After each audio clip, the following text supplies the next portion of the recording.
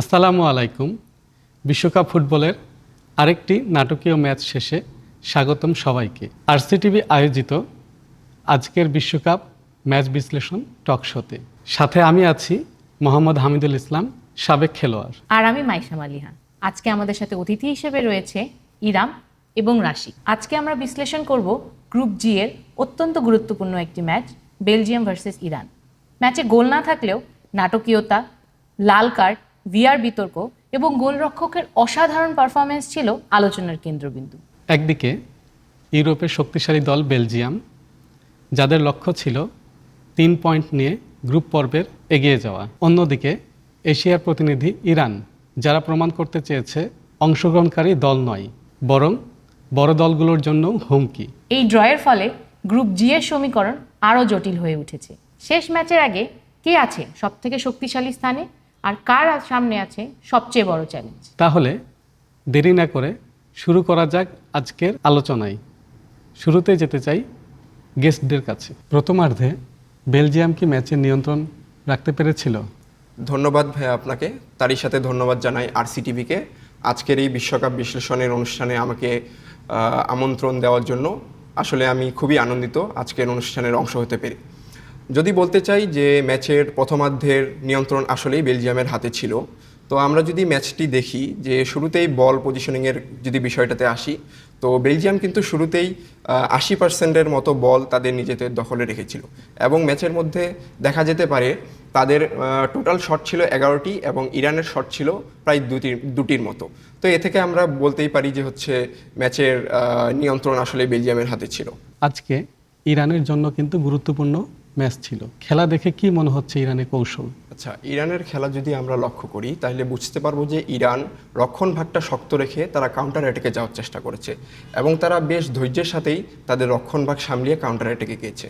আমরা যদি বেলজিয়ামের খেলা লক্ষ্য করি যে কেভিন ডি ব্রুইন এবং রোমেলু লুকাকু তারা কিন্তু ম্যাচে খুব একটা ডমিনেট করছিল প্রথমার্ধে যদি খেলা আমরা দেখি। তো কেভিন ডি ব্রুইনের যেই শটগুলো এবং রোমেলু লুকাকুর যে ফিনিশিং, তারা কিন্তু রক্ষণভাগ সামলিয়ে খুব ভালোভাবেই সেটা ঠেকানোর চেষ্টা করেছে। এবং আমরা অবশ্যই দেখতে পাবো যে ইরানের গোলকিপার যে দুর্দান্ত কিছু সেভ দিয়েছে, এগুলোও কিন্তু ম্যাচের মধ্যে একটা গুরুত্বপূর্ণ প্রভাব ফেলেছে আমরা বলতে পারি।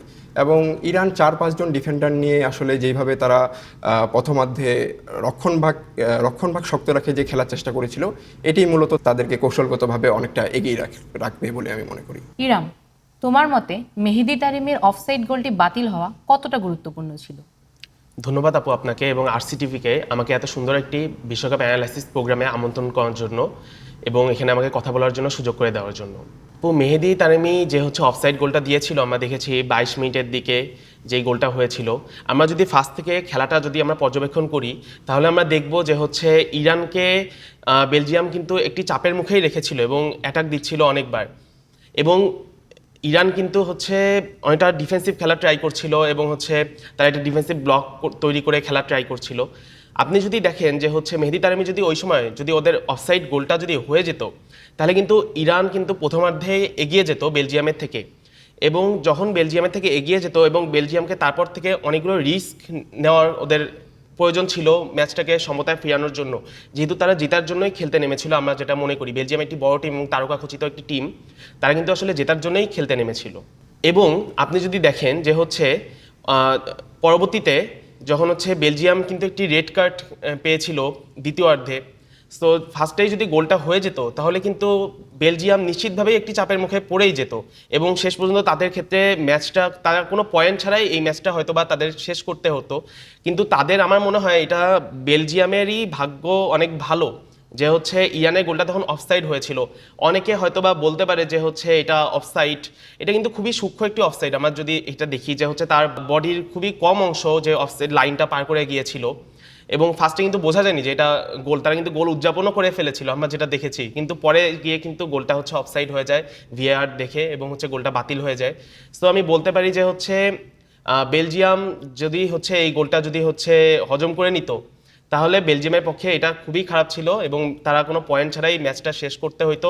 ইরান এই গোলটা হয়ে গেলে তাদের গ্রুপে তারা পরবর্তী রাউন্ডে যাওয়ার জন্য তারা নিশ্চিতভাবেই এগিয়ে থাকতো অন্য দলগুলোর থেকে।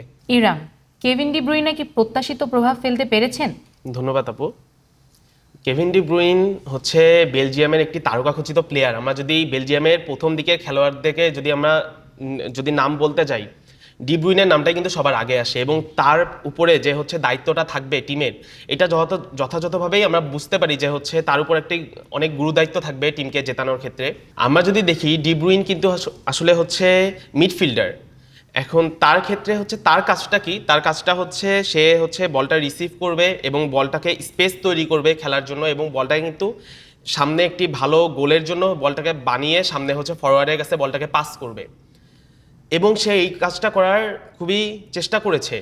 কিন্তু ইরানের যে রক্ষণভাগ আমরা কালকে দেখেছি, তারা কিন্তু হচ্ছে কিছু প্লেয়ারকে মার্ক করেই খেলেছে, যেমন আমি বলতে পারি ডি ব্রুইন, লুকাকু, এদেরকে কিন্তু ইরান মার্ক করেই খেলেছে এবং তাদেরকে কোনো স্পেস দেয়নি কোনো হচ্ছে বল পাস করার, এবং লুকাকুকে কোনো গোল দেওয়ার ক্ষেত্রে তারা কোনো স্পেস দেয়নি। এবং ডি ব্রুইন তারপরেও অনেক ভালো ভালো কিছু বল তৈরি করে দিয়েছে ফরওয়ার্ডের জন্য, বাট ফরওয়ার্ডরা আসলে সেটা কাজে লাগাতে পারেনি, আসলে তারা গোলটা আসলে মানে দিতে পারেনি তারা, আমার কাছে এটা মনে হয়। কিন্তু তারপর আমি বলবো যে হচ্ছে ডি ব্রুইন যে খেলাটা খেলেছে সেটা আসলে খুব খারাপ খেলেনি।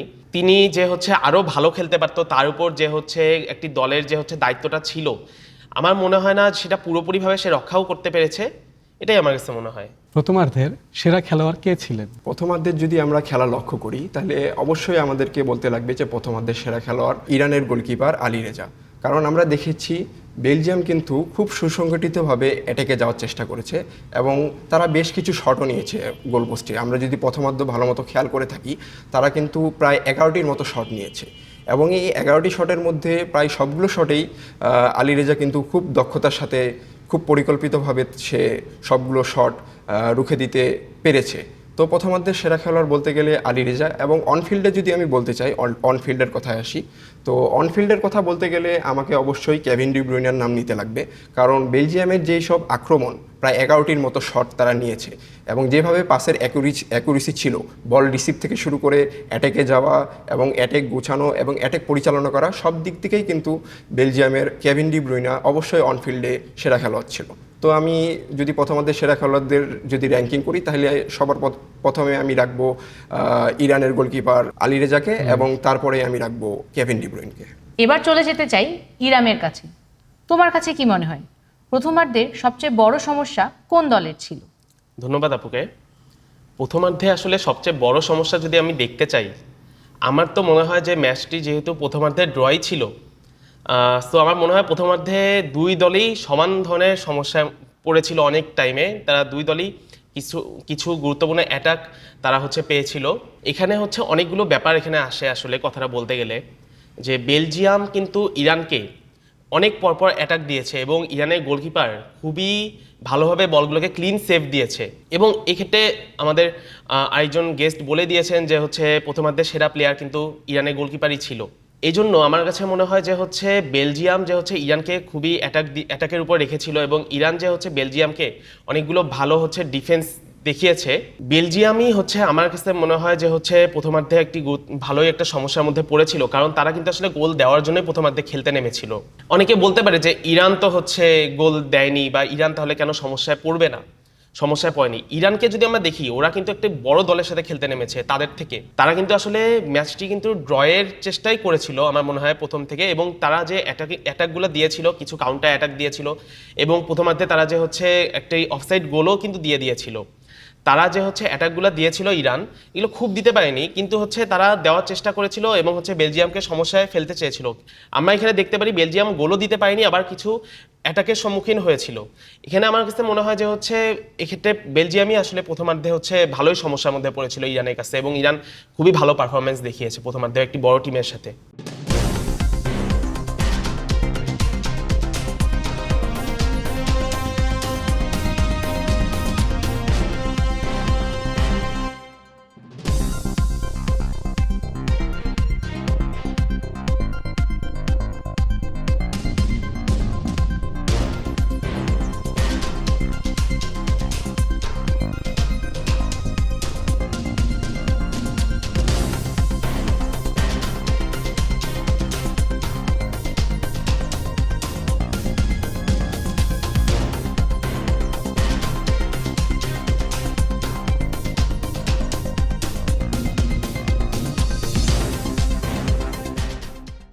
নাথান এনগোয়ের লাল কার্ড ম্যাচে কতটা প্রভাব ফেলেছে?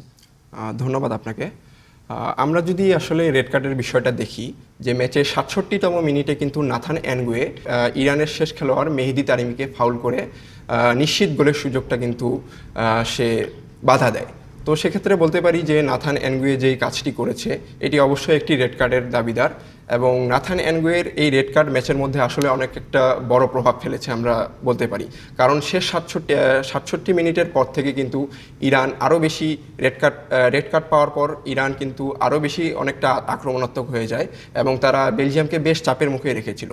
এবং আমরা আরও দেখতে পাই 10 জন খেলোয়াড় হিসাবে বেলজিয়াম কিন্তু শেষ 25 মিনিটে তেমন একটা ভালো পারফরমেন্স দিতে পারছিল না। যদিও তাদের অ্যাটাক ছিল, ডিফেন্স ছিল, যদিও তারা ডিফেন্সে অনেকটা চেষ্টা করেছে ডিফেন্স লাইন সামলানো, যেহেতু নাথান এনগুয়ে রেড কার্ড খেয়েছে তো তারা 10 জন প্লেয়ার নিয়ে তারা ফিল্ডের মধ্যে ছিল।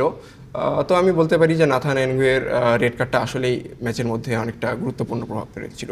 একজন বেশি খেলোয়াড় পেয়েও ইরান কেন জিততে পারলো না? ধন্যবাদ।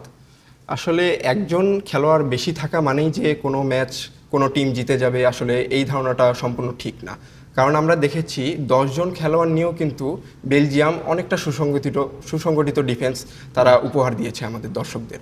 তো আমরা বলতে পারি যে 10 জন খেলোয়াড় নিয়ে যেহেতু তারা ডিফেন্স করেছে, তো সেক্ষেত্রে ইরানের কিন্তু সম্ভাবনাটা আসলে বেড়ে যায় যে অ্যাটাক তারা দিবে এবং কাউন্টার অ্যাটাকের যে গোলের সম্ভাবনাগুলো তৈরি করবে, এগুলো কিন্তু তারা ইরান শেষ 25 মিনিটে আসলে অনেক ভালোভাবে দেখিয়েছে। আমরা দেখতে পারি যে শেষ 25 মিনিটে ইরান বেশ কয়েকটি শট নিয়েছিল এবং তাদের বলা যেতে পারে যে বেলজিয়ামের ডিফেন্স শেষ 25 মিনিটে আসলে অনেক বেশি সুসংগঠিত ছিল। এবং আমরা আরেকটি বিষয় যেটা হচ্ছে প্রশংসার দাবিদার, যে হচ্ছে বেলজিয়ামের গোলরক্ষক কর্তোয়া, তিনি কিন্তু ম্যাচের মধ্যে বেশ কয়েকটি দুর্দান্ত সেভ দেখিয়েছেন, আমরা দেখতে পারি সেটা ম্যাচের মধ্যে। তো এসব কারণ যদি আমরা দেখি, তো এসব কারণেই হচ্ছে একজন প্লেয়ার বেশি থাকা সত্ত্বেও ইরান ম্যাচটি জিততে পারলো না। বেলজিয়ামের আক্রমণ ভাগের ব্যর্থতার কারণ কি?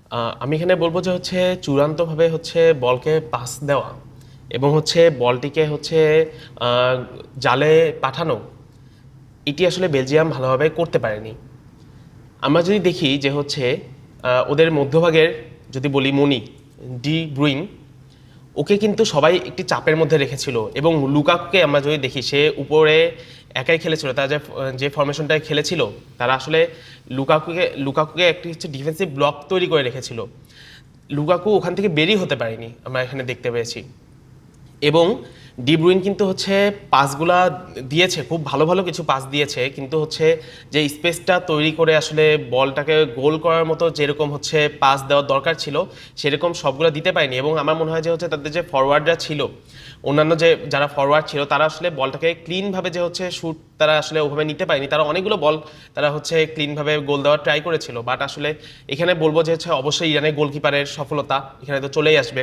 কারণ যে হচ্ছে আমরা যদি দেখি যে গোলকিপারের একটু যদি ভুল হতো বা গোলকিপার যদি তার সর্বোচ্চটা দিয়ে যদি গোলটা আটকানোর না চেষ্টা করতো, আসলে কিন্তু বেলজিয়াম কিন্তু কয়েকটা গোলই পেয়ে যায় আমার কাছে মনে হয়। আপনি যদি দেখেন যে হচ্ছে 67 মিনিটে যে হচ্ছে ডি ব্রুইন কিন্তু একটি খুবই সুন্দর বল রিসিভ করেছিল এবং হচ্ছে তার ক্রস করেছিল এবং ইরানের ডিফেন্ডার আর গোলকিপার দুইজন মিলেই কিন্তু বলটাকে খুবই ভালোভাবে সেভ করেছিল এবং ওটা কিন্তু বল দেখে বোঝা যাচ্ছে এটা একটু ভুল হলে নিশ্চিত গোল ওটা হয়েই যায়।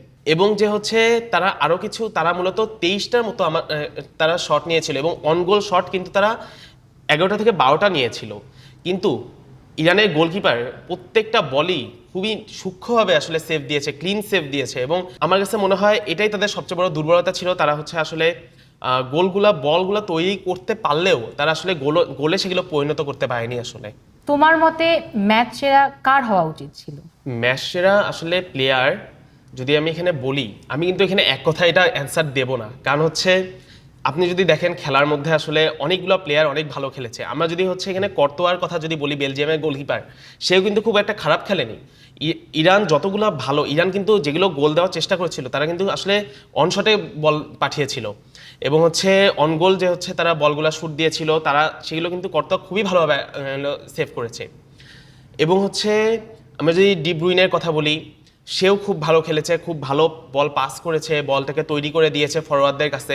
কিন্তু আমার কাছে মনে হয় যদি বেলজিয়াম যদি ম্যাচটি জিতে যেত তাহলে হয়তো বা ম্যাচটা আমি তাদের মধ্যেই ধরতাম, কিন্তু ম্যাচটি যেহেতু ড্র হয়েছে আমার কাছে মনে হয় এখানে নিঃসন্দেহে ম্যাচ সেরা হচ্ছে হয় যোগ্য রাখে হচ্ছে ইরানের গোলকিপার আলী রেজা, এবং সে যে সেভগুলো দিয়েছে এটা আসলে সবাই দেখেছে, কি মারাত্মক সেভ দিয়েছে। এখানে যদি আমি কিছু কথা বলতে চাই, এখানে যদি হচ্ছে আর্জেন্টিনার সাপোর্টাররা অনেকে বলতে পারে যে হচ্ছে তাদের বাজ পাখি, তাদের মানে সবচেয়ে সেরা গোলকিপার হচ্ছে মার্টিনেজ, কিন্তু আসলে আমার কাছে মনে হয় এবার বিশ্বকাপ দেখে তাদের এই ধারণাটা আমার মনে হয় ভাঙবে। কারণ হচ্ছে প্রেজেন্টে যে হচ্ছে কেপ ভার্দের গোলকিপার যদি দেখি এবং কালকে যদি ইরানের গোলকিপার দেখি আলী রেজা, তারা যে মারাত্মক সেভগুলো দিয়েছে এগুলো গত বিশ্বকাপ থেকে এই বিশ্বকাপেও তার এইরকম সেভ, এইরকম গোলকিপিং আসলে খুবই কম দেখা যায় আসলে। এই জন্য আমার মনে হয় আসল বাজপাখি কিন্তু হচ্ছে কালকের ম্যাচে যদি আমি বাজপাখি ধরি এবং প্রেজেন্টে যদি আসল বাজপাখি আমি ধরি, তাহলে আলী রেজা কেপ ভার্দের গোলকিপারকে আমি আসল বাজপাখি বলবো। অনেক ডিবেটেবল একটা উত্তর তুমি দিয়েছো। দেখা যাক আর্জেন্টিনার যে সাপোর্টাররা আছে তারা কি বলে এটা নিয়ে। আমি গেস্টের কাছে জানতে চাই, এই ড্রয়ে কোন দল বেশি লাভবান? ধন্যবাদ। আসলে এই ড্রয়ের কথা যদি আমরা চিন্তা করি এবং গ্রুপ জি এর দিকে যদি আমরা তাকাই, তাহলে আমরা নিশ্চিন্তে বলতে পারি যে বেলজিয়াম কিন্তু গ্রুপ জি এর অত্যন্ত হট ফেভারিট একটা দল ছিল। Right. এটা কিন্তু নিশ্চিন্তে বলা যায়। যেহেতু ম্যাচটি ড্র হয়েছে, তো সেইভাবে আমি বলবো যে ইরানই বেশি লাভবান হয়েছে, কারণ তারা শুরু থেকে পরিকল্পনা নিয়ে নেমেছিল যে তারা হচ্ছে ডিফেন্সিভলি খেলবে এবং যদি তাদের ড্র হয় তাদের আসলে কোনো সমস্যা নাই। কিন্তু এই বেলজিয়ামের জন্য আসলে এই বিষয়টা অনেকটা হতাশাজনক, কারণ বেলজিয়াম অত্যন্ত একটি সুসংগঠিত দল এবং পূর্ববর্তী বিশ্বকাপগুলো যদি দেখি আমরা, তারা কিন্তু অত্যন্ত ভালো পারফরমেন্স করে গিয়েছে। তারা রোমেন লুকাকু এবং কেভিন ডি ব্রুইনের সমন্বয়ে তারা যে অ্যাটাকগুলো গড়ে তুলেছে, যদিও আজকের ম্যাচে সেটার প্রতিফলন আমরা সেই চিত্রে দেখতে পারি নাই।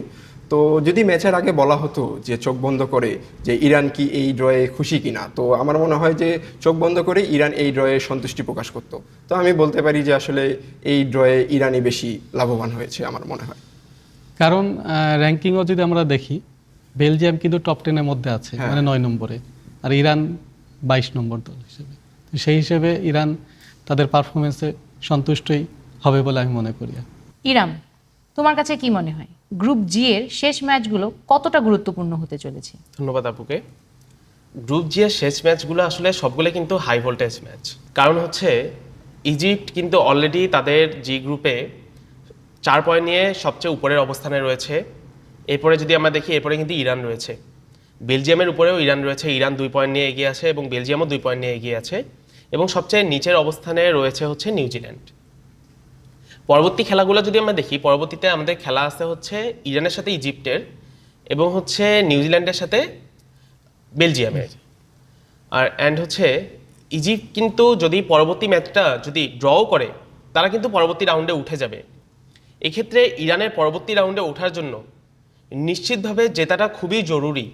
এই জন্য ম্যাচটিকে আমার মনে হয় খুবই হাই ভোল্টেজ ম্যাচে এটা পরিণত করবে। কারণ হচ্ছে ইরানের যারা সাপোর্টাররা আছে তারা কিন্তু হচ্ছে আসলে চাবে ইরান ম্যাচটা জিতুক এবং হচ্ছে পরবর্তী রাউন্ডে উঠুক। কারণ আমরা যদি ওইদিকে দেখি, বেলজিয়ামও সেম পয়েন্ট নিয়ে এগিয়ে আছে, এবং হচ্ছে বেলজিয়াম যদি নিউজিল্যান্ডের সাথে, নিউজিল্যান্ড যথাযথভাবেই যে কিন্তু বেলজিয়ামের থেকে একটি দুর্বল দল বলে আমরা দেখি, এবং হচ্ছে বেলজিয়াম যদি নিউজিল্যান্ডের সাথে জিতে যায় তাহলে কিন্তু বেলজিয়াম উঠে যাবে। এখানে কিন্তু সমীকরণটা খুবই জটিলভাবে দাঁড়িয়েছে জিএর ম্যাচগুলাতে, এবং হচ্ছে পরবর্তী ম্যাচগুলো আসলে খুবই হাই ভোল্টেজ হতে যাচ্ছে আমার কাছে মনে হয়। এবং আমার কাছে আমি হচ্ছে বলতে চাই যে হচ্ছে বেলজিয়াম যেহেতু একটি হট ফেভারিট দল, যদি এখানে ইরান যদি পরবর্তী ম্যাচটা জিতে যায় ইজিপ্টের সাথে, এটি মানে একটি খুবই মানে দারুণ একটা ব্যাপার হয়ে যাবে যে হচ্ছে একটু নিচের র্যাঙ্কিংয়ের দল থাকার পরও, এবং তারা যে বিশ্বকাপে এবার তারা কিন্তু আসলে যে সুবিধাগুলো বিশ্বকাপে অন্যান্য দলগুলো পাচ্ছে, তারা কিন্তু আসলে সেই সুবিধাগুলো পাচ্ছে না।